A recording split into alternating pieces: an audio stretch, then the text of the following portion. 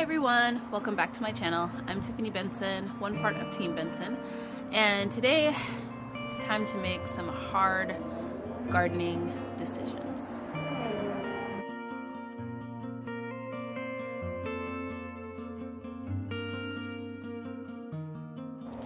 Alright guys, so part of having a small space garden is you want to grow as much as possible, which means that sometimes if you have things that aren't doing so well or things that could be doing better, then sometimes you have to decide if it's worth you trying to save and baby all year long or all season long, or if it's something that you can just kind of pull up and plant something else. So I have a few things in my garden that either have extreme sun skull, or they are just not happy, or I planted them in the wrong spot, which also sometimes is an issue. And I think it's time for me to make those decisions on maybe either pulling it or moving it to somewhere else and then planting something else in its spot, so that then I can get the maximum amount of vegetables that I can from my garden. So for those of you guys that don't know, you can be planting stuff in your garden right now. Actually, I have this list, which I will link down below, but the website's from the urbanfarm.org, and it will show you all of the different things that you can be planting. And May 15th, there's actually a lot. So on this list for May 15th, we have basil, black-eyed peas, yard-long beans, Armenian cucumbers, eggplants, melons, okra, peppers, pumpkin, squash, sunflower, and sweet potatoes, as long as you transplant them, tomatillos, and watermelon. So that's a lot that if you have some empty holes in your garden, or if you have some things that aren't doing so well, instead of trying to massively take care of them, and if they're getting eaten by bugs, that's usually a sign that they're not happy or something's wrong with it. So instead of like doing all of that, you can just simply plant something else that will be happy to grow in that time or in that space, because it's their time to grow. So one of the things I'm interested in growing, because I actually have a lot of pretty open space in my garden because I'm pulling out a lot of things in my second bed on my patio, but I'm interested in growing black-eyed peas. Now, this is something I've never grown before, and it's also something that people told me that if I just bought black-eyed peas at the grocery store, then I could plant these because it's a seed and it would grow a whole plant. So here's the thing, when it comes to black-eyed peas, we literally have black-eyed peas maybe once or twice a year, and it's usually like a special occasion. It's usually Thanksgiving or New Year's. But other than that, we never eat black-eyed peas. So my thought is, if it's something that I can grow in my garden, then I can use that space that's gonna be empty otherwise, grow the black-eyed peas, and then that way I'll have them for later in the year when we need them in the fall for Thanksgiving. So we're gonna test that out.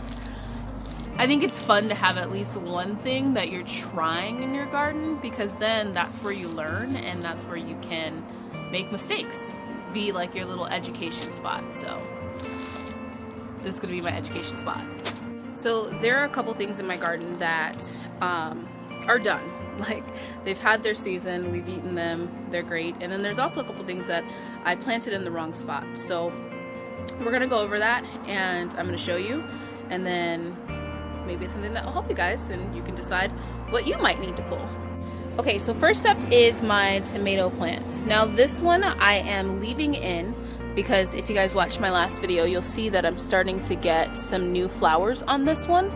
But I do have all of this space in the beginning because I did prune off all of the bad leaves. As you can see, there's a pile of bad leaves right there.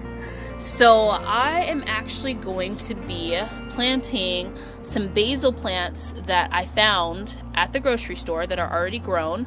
They don't like to be transplanted, but I've been keeping them inside and kind of letting them harden off outside for a couple hours each day. I'm gonna plant it right here.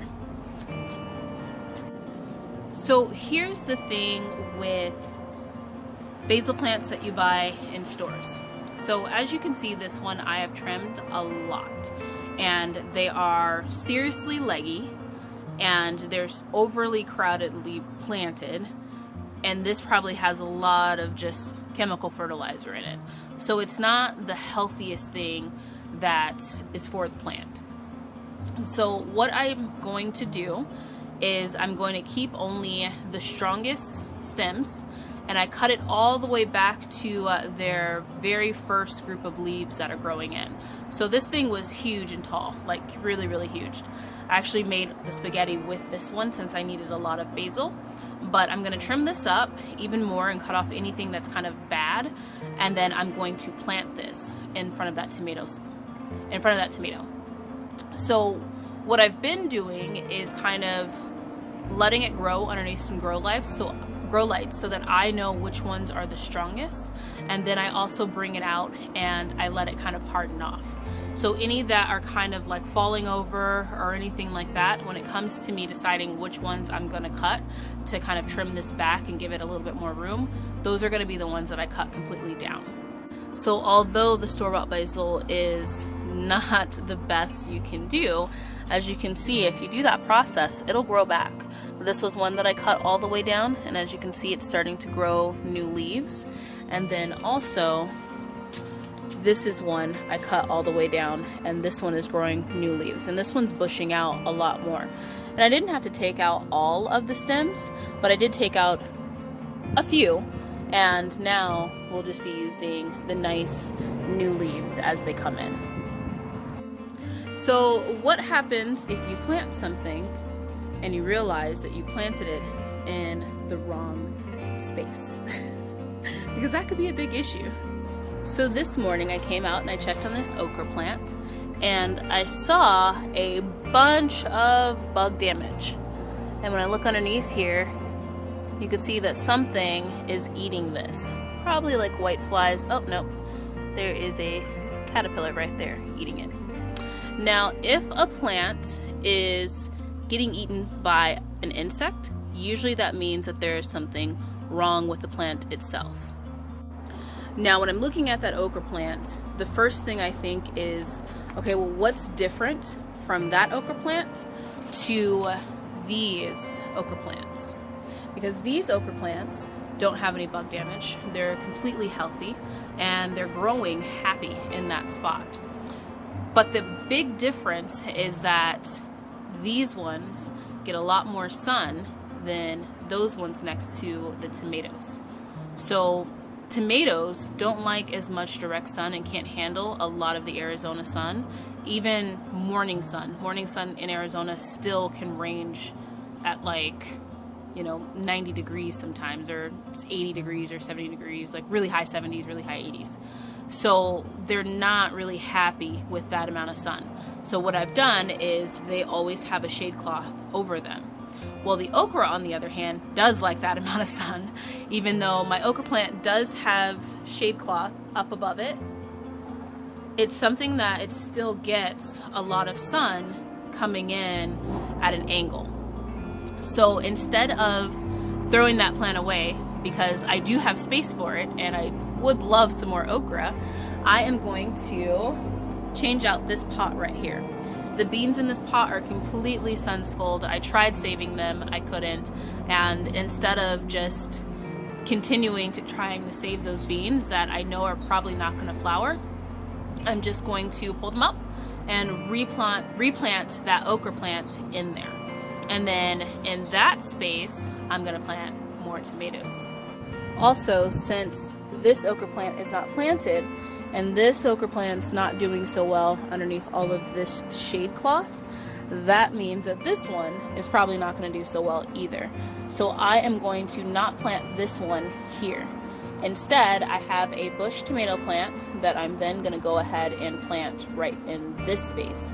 And you know what, guys? I've been so curious about this cabbage, and it's it's trying to head up. It really is.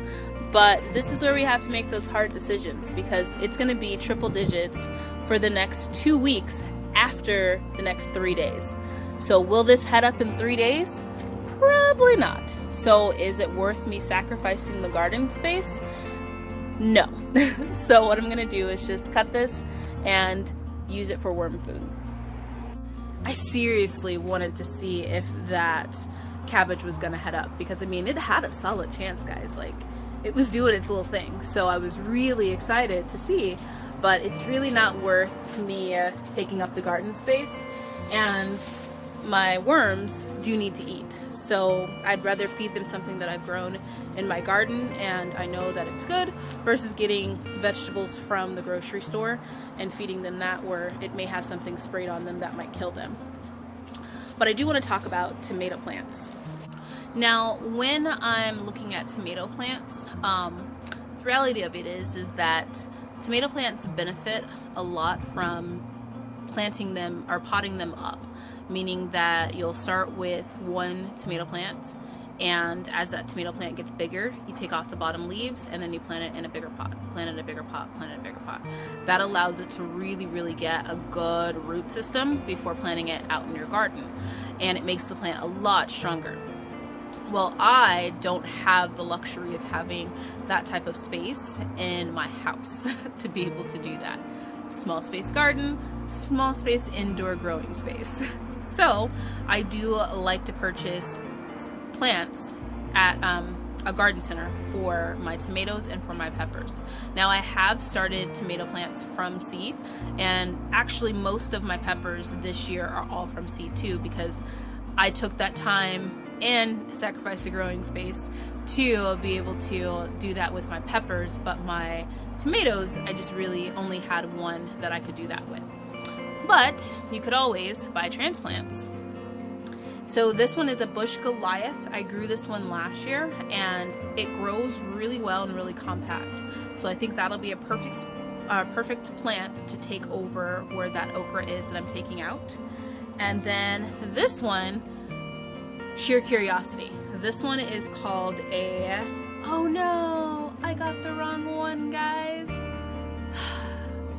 There was one that was called a Somerset that was supposed to be heat tolerant, and I was like, that sounds pretty like something I need, since, you know, heat tolerant tomato in Arizona sounds about right.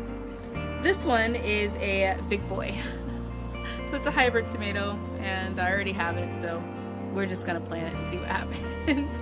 But I might go back and grab that Somerset, because I don't know what it tastes like, but like I said, if it's something that can last in the Arizona summer, we should probably have it in the garden.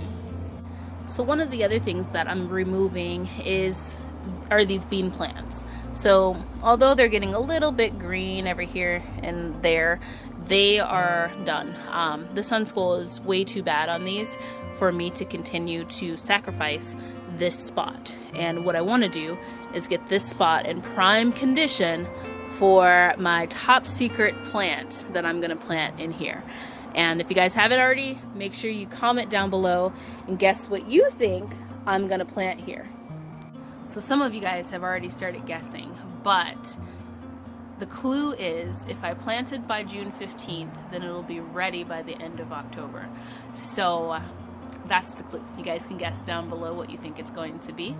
But I'm actually going to start it indoors coming up here, because that bed space probably needs about a week or two to kind of get going with it again once I put in the new compost, which I'm going to do that today. So I like to sometimes, if I really amend a bed, let it sit for a couple of weeks before planting new things in it. But that gives me time to start something indoors to where I bring out an actual plant versus putting it as a seed in the ground. So that's all I got for you guys today. I hope you guys are making really good garden decisions and making those tough decisions as to whether or not it's worth keeping, or if maybe you should just plant something different. Because when you're growing in a small space, like I said, everything matters. You know, creating a full meal, sometimes you have to be creative. Yesterday I took those 3 okra pods that I had, cut them up, and made boiled okra with a little bit of salt and butter on it. And then, since that wasn't enough vegetables to have in our diet, I also took a couple of the Swiss chard and one of the tomatoes and sauteed that with some onions. So that's a whole meal out of our garden and not having to go to the grocery store, but it did take 2 vegetables to get the average serving of vegetables that you would need. So you have to think about that when you are deciding what's going to go what.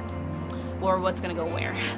So I am going to spend the rest of this beautiful morning, because it's supposed to be in the 80s today, which is unheard of, and I'm going to finish adding all of my compost, plant these new plants, and move some of the old plants, and enjoy the rest of my morning. So until next time, grow yourself a garden, because even a small space can provide you with tons of food. Bye guys.